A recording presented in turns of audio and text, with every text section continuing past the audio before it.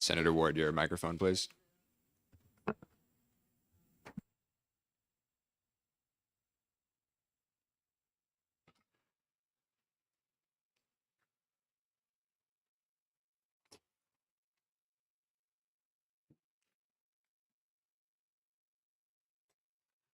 Good Welcome. morning, members Morning. of the Senate. Thank you, Madam Chair. I am here to talk about the IEP facilitation process that currently occurs as one option in dispute resolution in special education cases. It is in reference to RSA 186C:23. This resolution, this law was removed in 2015 via Senate Bill 166. However, the dispute process has been occurring. The Department of Ed identifies the process of IET facilitation as a service on their website along with the request form.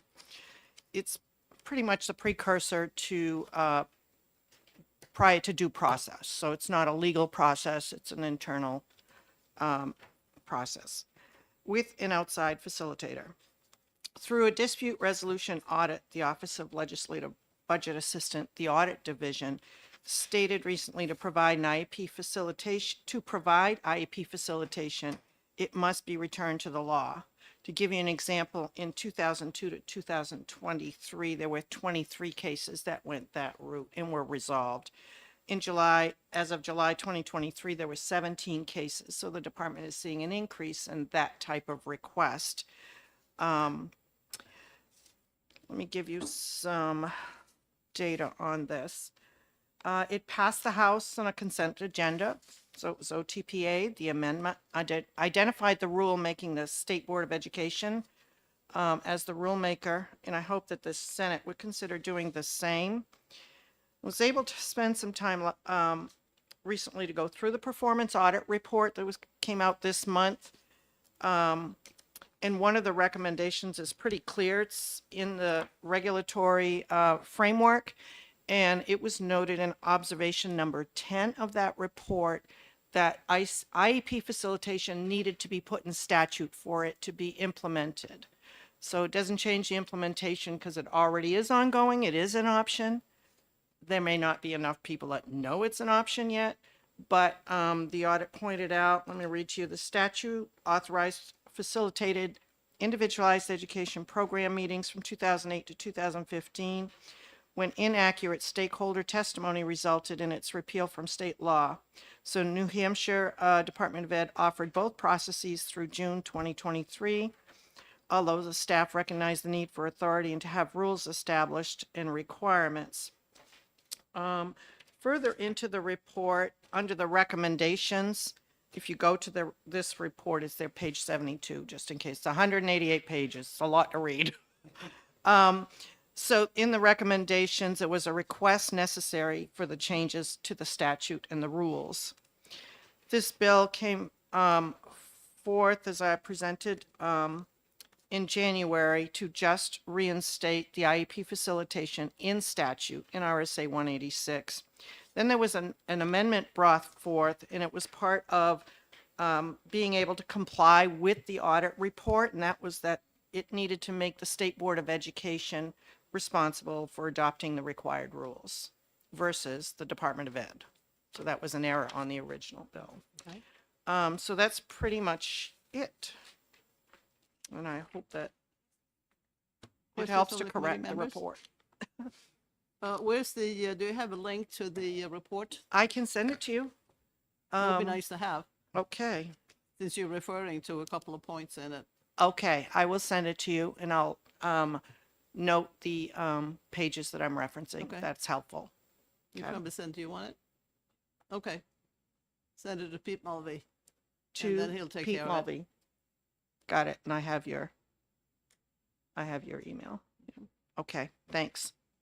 Thank you very much. You're welcome. Anybody else who likes to talk to 1480? See? I'm sorry. And I said, do we have anybody else in the audience who likes to speak to 1480? I don't see one, so did you want to say something more? Just a little comment. I failed for the record to identify that I was Corinne Cascadin. representing Coas District 5. Okay. We I got went it now. right to the meat. Okay. Thank you very much. Thank you. Have a great day. I don't see anybody else who wants to testify. So we will recess until 9:15.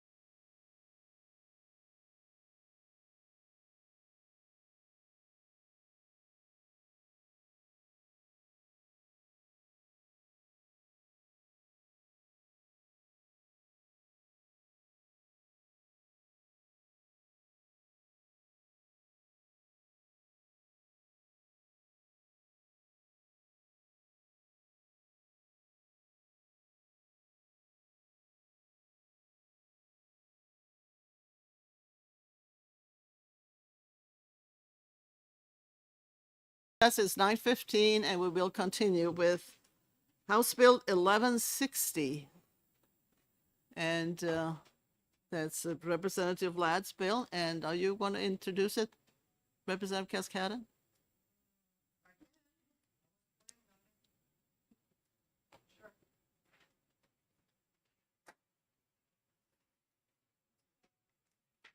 Thank you for doing that.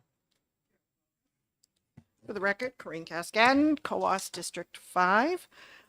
Here to present House Bill 1160, which is relative to the school assessments of statewide academic areas.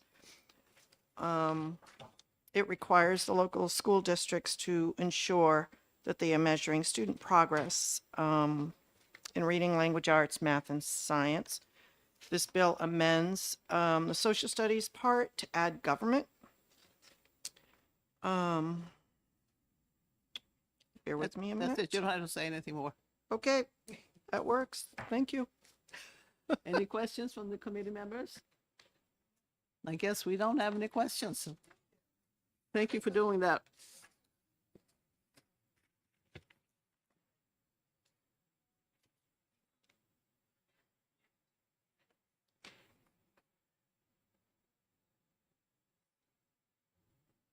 So you have another 13 minutes for recess until 9:30.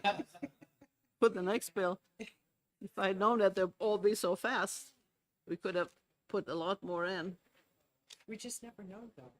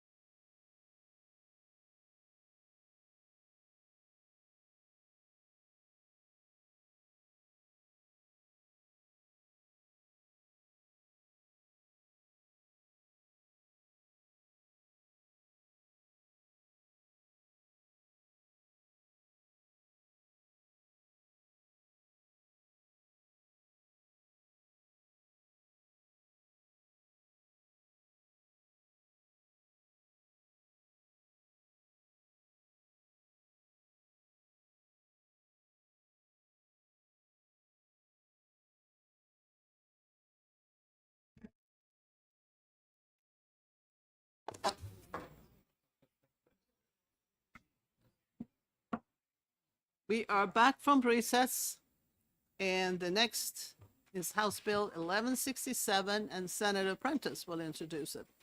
Thank you, Senator Ward, Honorable Chair, members of Senate Education. I am, for the record, Sue Prentice, State Senator from District 5, but I am introducing a bill on behalf of Representative Richard Ladd from Grafton 5, and this is 1167. This bill revises the student assessment criteria for the math learning communities program in public secondary schools and provides that the program may include Algebra 2, Course 2, quantitative reasoning, or another determined college level math course.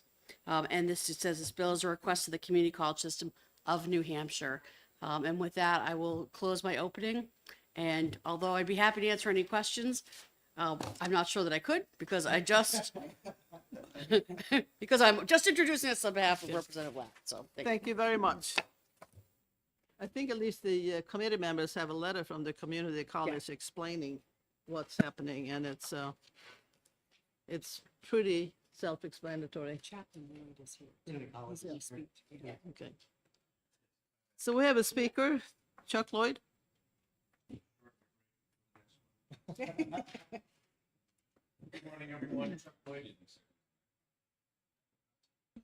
I'm sorry.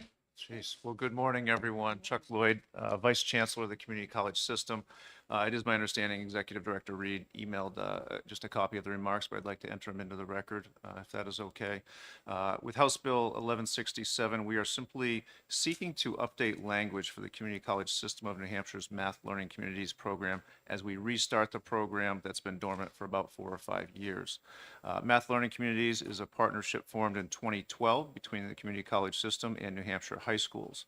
It included the collaborative creation of 2 high school math courses designed to support mastery of math competencies that would enable an entering college first-year student to meet college-level math requirements without needing developmental instruction. The second and more advanced of the 2 courses was designed for dual high school and college credit. The program included professional development for teachers and centered on math curriculum and pathways and regular convenings of math faculty from high schools and colleges to share best practices and deepen shared knowledge and partnership in support of student success in math. The pilot phase of this program showed considerable success with college math placements improving markedly as evidenced by program metrics.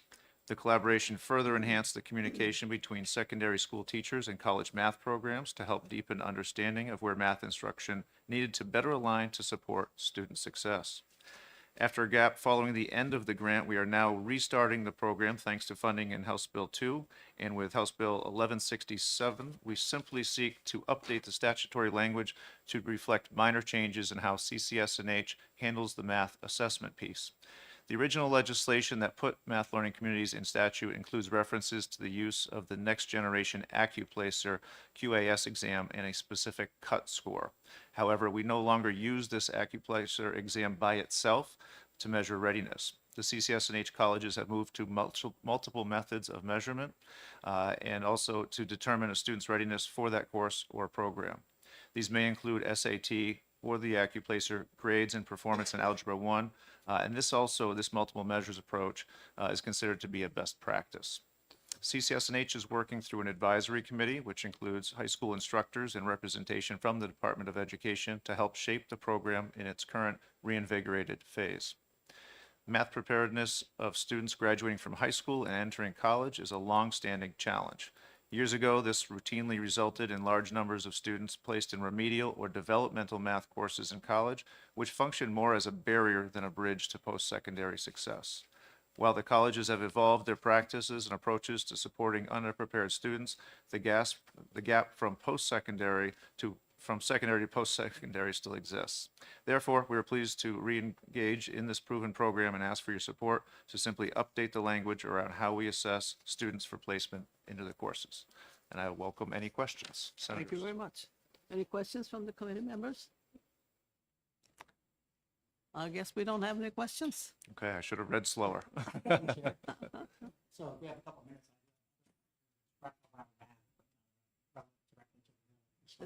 okay with me? Would you be willing to?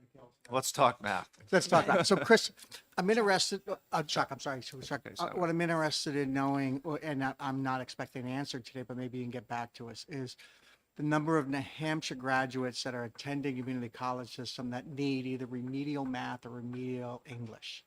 And even though they graduated from New Hampshire schools, I'm interested to know what that looks like and how it looks in ratio to your population. So in other words, we have 1,000 kids coming in and 400 of them need remedial services. So I'm interested if you could maybe get that for a future conversation. I appreciate it. I can get that and follow up. And just from an informational standpoint, we do a lot with co-requisite education now. What that means with English and math is rather than putting students simply into a remedial non-credit, zero credit course to get them prepared for the credit, we are putting students into credit-bearing math, credit-bearing English, and providing additional supports to make sure they are successful.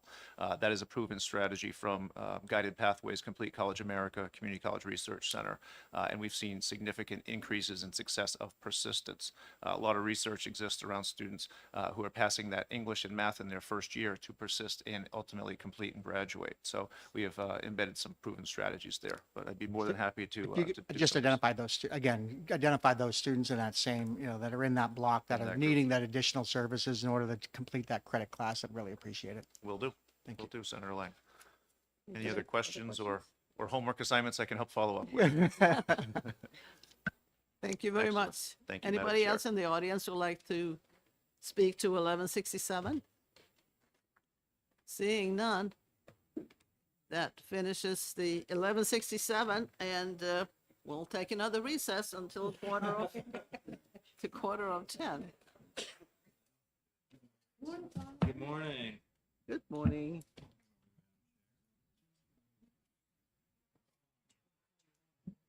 I didn't miss too much. Only 3 bills. That's it. Huh? Moving right along. Jeez. I know.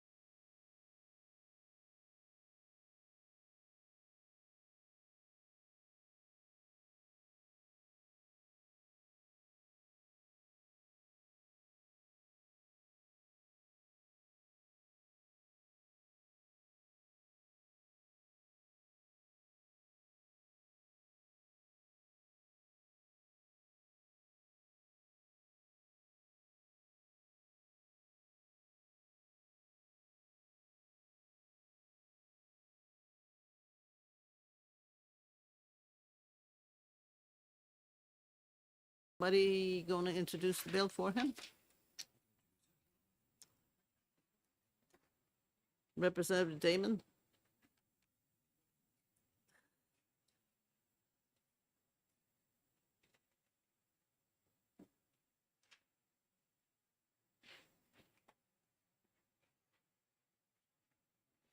Thank you.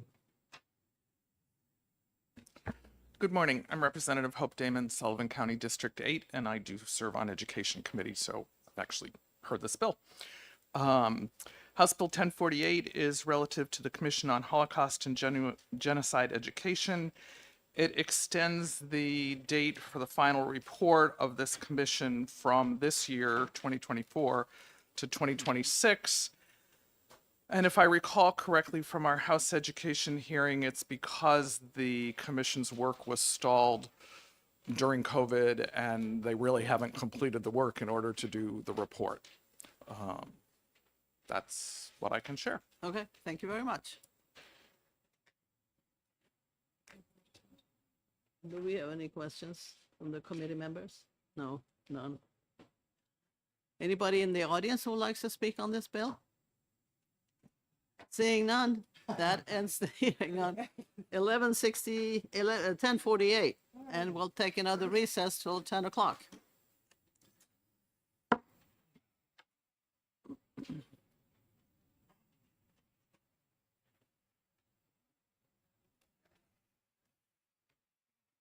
We should have a coffee shop up here.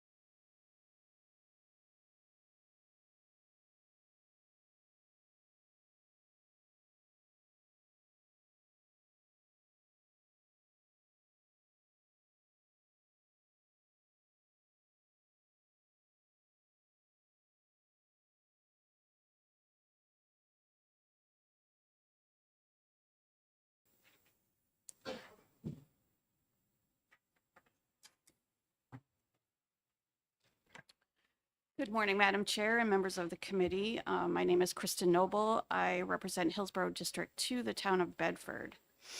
I started working on this FAFSA graduation repeal last spring at the request of my superintendent.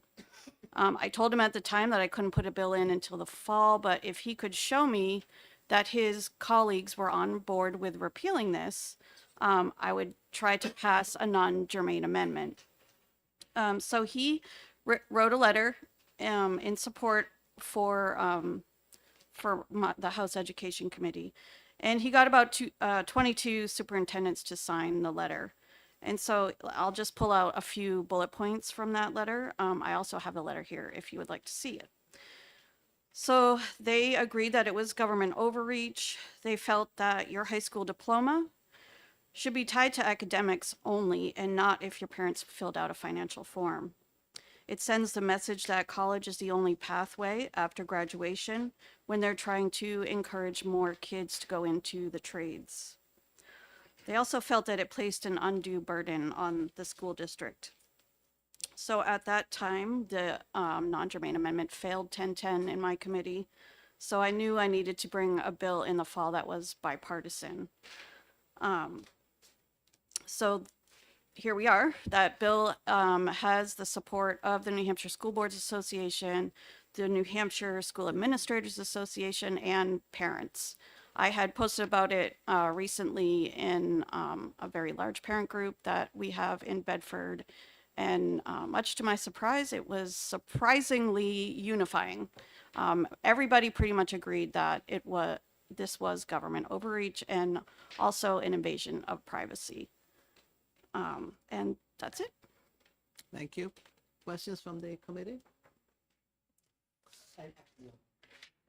Senator Lang. So my only question is around the shalls that are in here about the information that shall be provided by the schools. And my question was, are the superintendents okay with that aspect of it, that it now puts a duty and requirement on them to provide the information in some way, shape, or form to the students? So this bill requires them to have a school board policy that they should be providing information to students and parents on FAFSA because it is important. Most of the school districts are doing this already. I don't know if they all are, but they should be doing this. They should be providing information. So my question was just around the shall. Can you point to me like what line in the Well, bill? so again, so we look at line, we'll go jump down to 21, the school board of a school district, the governing body of a public academy, or the governing body of a charter school shall ensure that either a copy of or an online availability of FAFSA is provided to each student, right? So it creates a mandate on the board to make sure that something is done and that they have to provide it rather than just leaving it to the discretion. Was there any pushback by superintendents about the shalls and the new duty? Not at all. Okay, thank you. Any other questions? Senator Prentice. Thank you for coming before us this morning. So you talked about an invasion of privacy. Can you just share with me what you feel is an invasion of privacy in the completion of the FAFSA form? Yep. So when you're trying to force people to fill this out, they have to choose a school that they're going to send your financial information to. You can't get past that question on the form. You have to choose a school in order to send. So if someone is not intending to fill this out, they could potentially fill out a waiver form, but it does force them, if they are going to fill it out, that information is going to a school. Follow up? Philip, so my understanding has been in the current situation that there's an opt-out provision that was already available so that students and families could opt out of completing this form. Okay, so, this may be a better solution, but I just want to, is that your understanding that there's a way for parents now to opt out of this so that they don't have to do this Yes. in order to get to graduation? Yes, there Okay. is a waiver that they can fill out. However, I think that's where the burden comes on the school district to start chasing people for the waivers, and really even to find out if people fill the form out, because that's not something that's done at school. It's done by the parents at home. So there was really no way for them to find out without chasing everybody down and asking, hey, did you fill this out? If you didn't or you don't want to, can you fill this waiver out? Senator Ward, follow up? Thank you. Understood. And so, I mean, I did this with my daughter, which would now be like, what, 2015. So one of the things that it allowed us to do, though, first of all, let's start with the beginning of the year. So, I'm mixed on this. I feel like because there's an opt-out provision, I think that, there's already the mechanism for families, and there's plenty of information that goes home from the school districts, from the schools, superintendent's offices, are honing in on the families all the time and sharing information on things that they do and do not have to do for clarity. And I want to say clearly up front that I completely agree that not every child is going to pursue or should pursue a post-secondary, what's considered maybe a traditional post-secondary education. Right. I think that the trades, for years were underrated in a pathway for children where that would have been their best option. So I'm 100% on board with you there. That being said, there's a mechanism for this opt-out. There are numerous mechanisms for communications between the different entities that govern schools and the school systems. And my only worry in this, and I know the number of questions has gone from like 100 and something, which I had to fill out, now to 35, which is great. Sorry, I Correct. missed that. Is that there may be a student who doesn't know that there's a Pell Grant available to them, or that they are eligible for financial aid. And there's no demonstrated tie, because I've heard this argument, not from you, but just to put it out there, that if they find out about these things, that they might be more likely to borrow than not. So I get kind of stuck in this place where, I feel like there's already this provision to opt out. Why aren't we pushing that? And at the same time, promoting the trades and all those things that you brought forward. So there's a whole bunch, it's like a jambalaya of my thoughts around, Yes. why I think that this already could happen with the current law. So I think,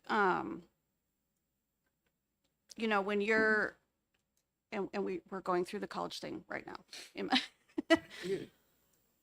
But it doesn't start, right, with filling out the FAFSA. That's not your first step. It's generally your last step. You already know that you want to go to college. You're visiting schools. You're applying. You're getting your acceptance, and then you're filling out the FAFSA because you know which schools you want to send that information to at that point. Yeah,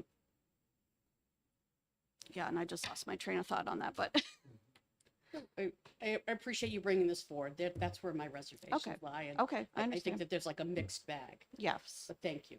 you're welcome. Question? Thank you. I have a question. Oh, sure. This is to remove the requirement that in order to graduate from high school, you have to have filled out the FAFSA form. Correct. Right, so that is number one. I attended a FAFSA webinar a couple of weeks ago, and what I learned was that it's more efficient. It doesn't take that long to be approved anymore because they have a lot of alliances with other agencies. And one agency that they're aligned with is the IRS. So they don't have to wait to verify the parents' income. They can get that directly from the IRS faster than they have to verify the income. So there are a lot of things, but generally the parents I have spoken with find that it's just too many questions, too intrusive. And you can fill it out, and certainly all that information for financial aid is available at the counseling office. So Yes. thank you for bringing it. Thank you. Yeah, sure. Senator, So again, so as I read the bill, the point is, I think, and you made it, was that right now there's an obligation, because it's a graduation requirement, there's Right. an obligation and effort has to be made by the school to validate that a student has met. And if they haven't, then there's an obligation on the parent to get a waiver. Correct. And the goal is to remove that as an academic requirement purpose of graduation, because it's not an academic requirement for graduation. Correct. Is that the thrust of the argument? Hmm? Is that the thrust of the argument? The whole? Yes. Yeah. Thank you. Thank you. Any other questions? Thank you very much. Representative Margaret Dry.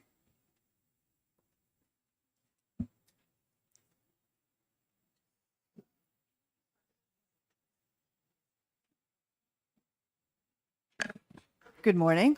For the record, I'm Representative Margaret Dry, serving Sullivan County District 7, towns of Plainfield and Cornish, Newport, Unity, and Charlestown. The day before this bill was introduced in the House Education Committee, I got one of those, what the heck kind of calls from a neighbor who is an English language learners instructor in an elementary school, no, in a high school, excuse me. She was flabbergasted that this was now a requirement for graduation because of two things that she had problems with. One, her students were already aware of the FAFSA forms, and any that needed to fill it out, that needed help, was already getting it from her office, or the guidance office. The other requirement that the current law added, took away from the quality time that she had for teaching and only added confusion to the process. So basically what I got from her, rather emotional or at least passionate conversation, was that this was a waste of her time because she was already doing it. Students that needed to do the form or wanted to do the form or were aware of it and had questions about it already had the questions answered, were already doing the form. It was the requirement and the onus on her to help them make sure that everybody has, in one way or another, complied with this for graduation, was what was her opposition to the bill. And I'm entirely inclined to agree with her on that.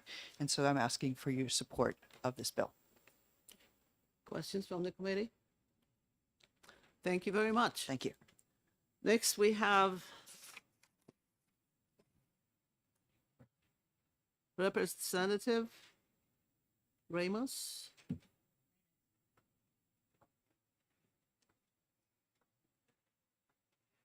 What's your first name?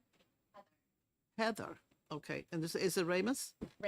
Raymond. Okay. Welcome. Hi, thank you so much. I'm Heather Raymond. I represent Hillsborough District 5, that's Nashua. I'm also on the school board in Nashua, and I was approached by our administrative team at the Nashua School District when this bill was being discussed, and I am a co-sponsor of the bill.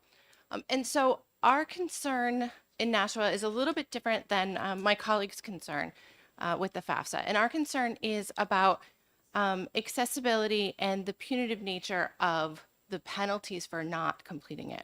So in Nashua last year, we rolled out a program that would give a Chromebook to every student so that they could complete their work, because we have quite a bit of things online. The only caveat is, in order to get your Chromebook, you have to have a parent or guardian sign the Chromebook agreement form. Nashua has almost 10,000 students. In just the senior class of one of our high schools, we had 250 kids who still don't have a parent or a guardian who is willing or able to sign that form. So those kids are getting a Chromebook when they come to school in the morning, but they can't bring it home because of insurance purposes. And so our concern is that even with the opt-out, we still have a couple hundred kids who potentially aren't going to get their diploma because they don't have an adult at home that we can get to sign forms. And I know that Nashua, we have a really robust program. We have social workers, we have people who can go out to the house, we have ways of doing this.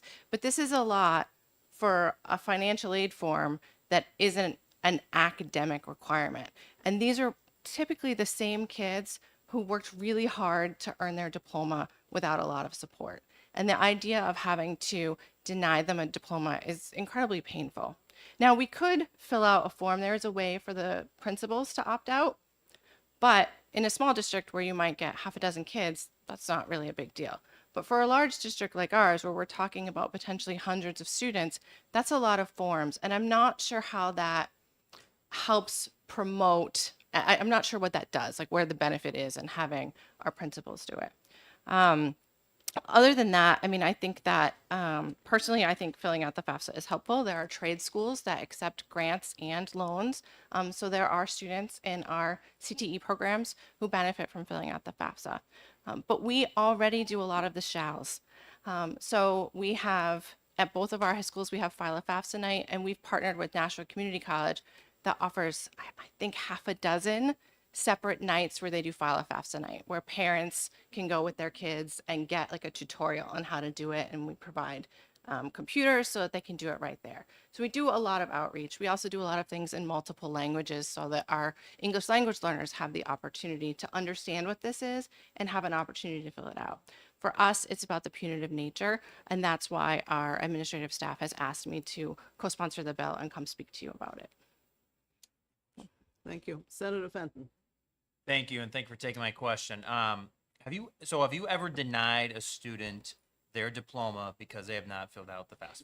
So this part of the law requiring the FAFSA was part of an education omnibus bill that was passed back in 2018, and the File a FAFSA requirement starts with this graduating class. So the seniors who are graduating this spring will be the first ones that have this the onus to have a FAFSA in order to get their diploma. Follow up. So I just want to understand. So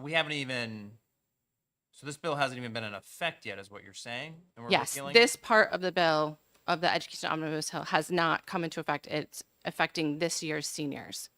And I don't know, I did ask, but I don't know how many have filled out versus not filled out. This year, as many of you know, or anyone who has teenagers thinking about going to college knows, the FAFSA was delayed. So it's supposed to be out in November. It didn't come out till end of January. I have a 16-year-old, so all of his friends are kind of at this age as well. A lot of places haven't sent them out to the colleges yet. There's a lot of chaos about the FAFSA. I mean, my personal feeling is that this is not the year to require it when the FAFSA was redesigned and delayed several months.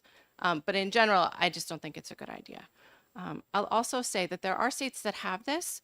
Louisiana, for example, has this requirement for their graduation. It has increased college applications in minority and low-income students by a lot, but they haven't had it long enough to develop any data on whether or not this is translating into increased graduation rates from colleges or trade schools. We just don't know yet. So personally, I would say, let's not be the guinea pigs. Let's see what happens in the other states and then enact it at that time when we've ironed out some of these wrinkles. One more follow-up. Follow up. Thank you for bearing with me, taking my question. I just want to be clear. So this hasn't been in effect yet until this graduating class of Yep. this year. But we talked about, all these waivers you had to fill out and these principals and these superintendents that have to keep filling this out. But what I'm understanding is that we haven't had to do that for this past couple of years because it's not needed. Right. This will be the first year that we have to do it. And the data that I have saying that it will be difficult is, for example, the Chromebook program, which is, one where you would think that people would be intrinsically motivated to sign a piece of paper so that their child could have a device. And we're finding that was challenging. And so then to ask people who maybe don't trust the government or, are reluctant to share their financial information to also do this, I just think it's an unnecessary burden for something that is questionable whether or not it has a positive effect yet. Thank you. Any other questions? Thank you very All right. much. Thanks so much. Is there anybody in the audience who would like to speak to this bill? Welcome.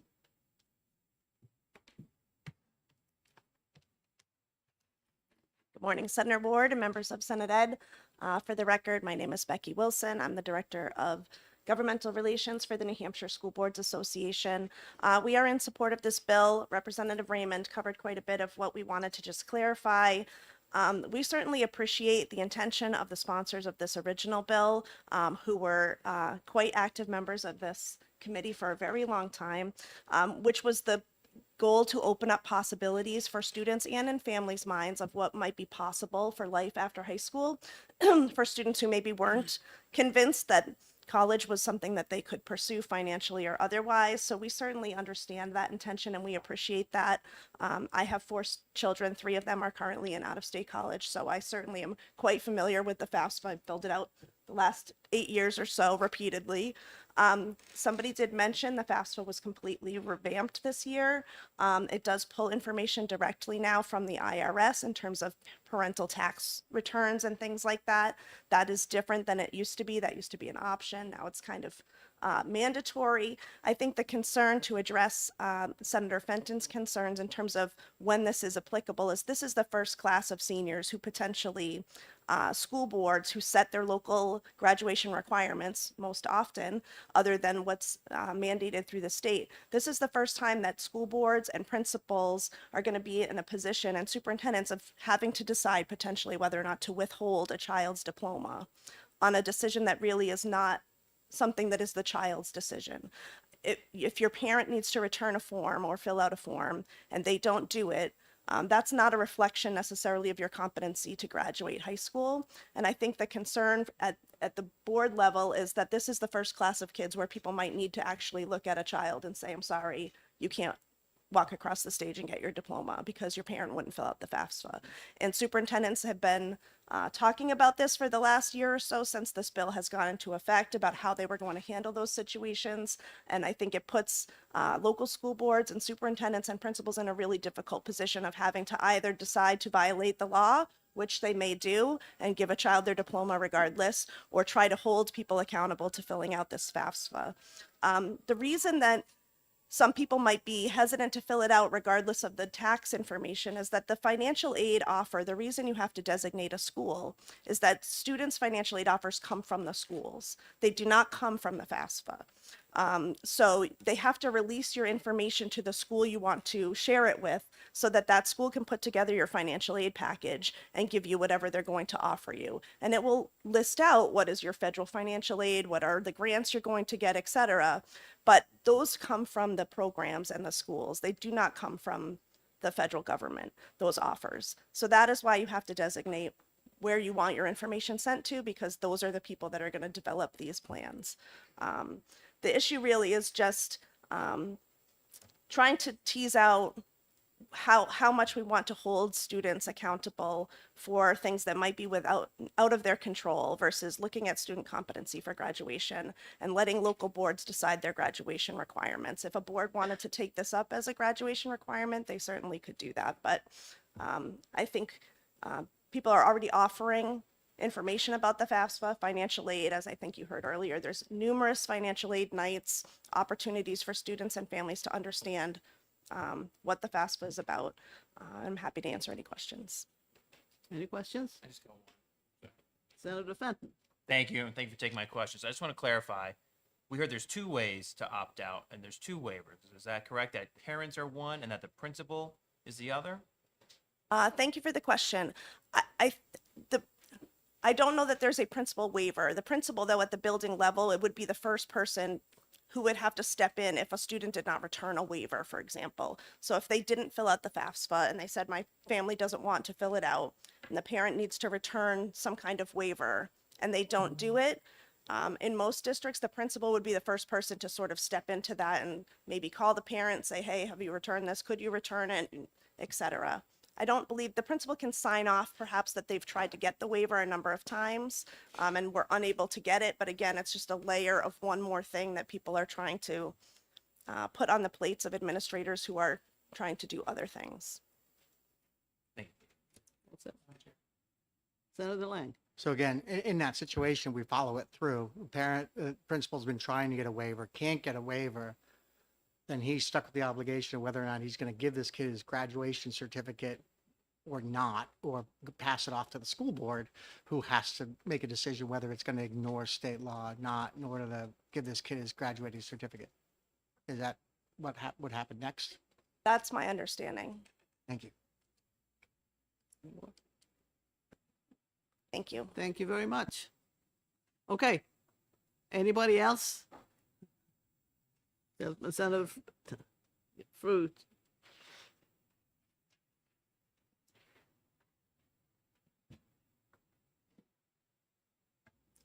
Thank you, Madam Chair. I did not sign up to speak, I know. but That's didn't- all right. You can still do I it. thought there might be questions, but Yeah. just, I want to make it clear that our association supported this initial legislation for the very reasons that the vision was that it would enhance the opportunities for kids who were not yet understanding perhaps that they were good enough to go to college. We did that in good faith for supporting the initial bill, and as Representative Noble pointed out, a number of our members brought forward some concerns with it, and primary amongst those concerns was that no kid should be denied the opportunity to graduate from high school because a parent didn't comply with a law.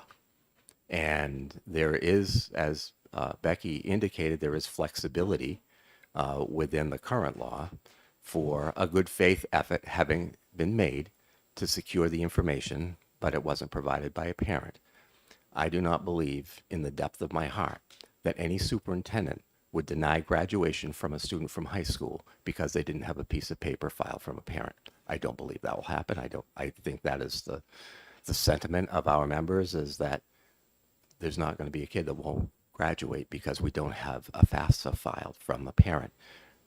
Senator Fenton brings out a great point that this law hasn't taken full effect yet. We won't know the impact until June. But Representative Raymond points out, makes a great point. If Nashua is sitting on 250 parents who won't fill out paperwork for a Chromebook, which would assist their child in learning and their schoolwork, then I might be so bold to suggest that those are the same parents that wouldn't comply with the FAFSA requirement, and those very vulnerable kids, because they're already faced with enough challenges, would then be held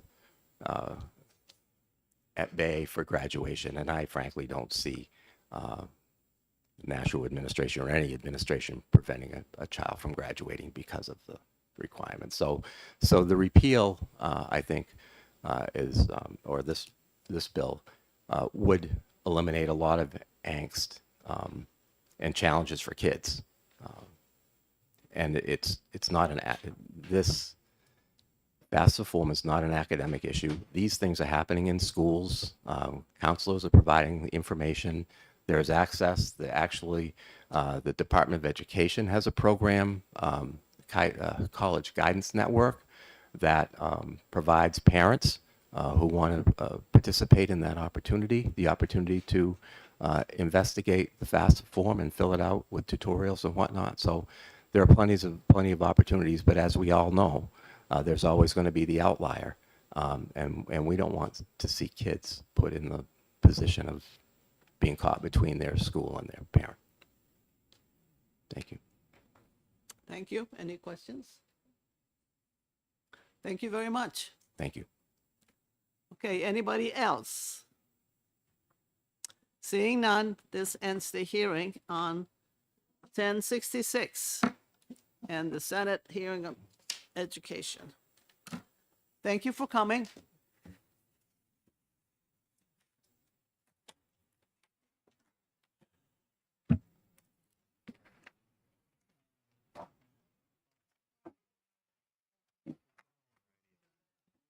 A little bit of a wait till transportation. That's right, you can go out and have lunch. Grilled cheese and tomato. We'll take a nap in my car. That's right. Council election.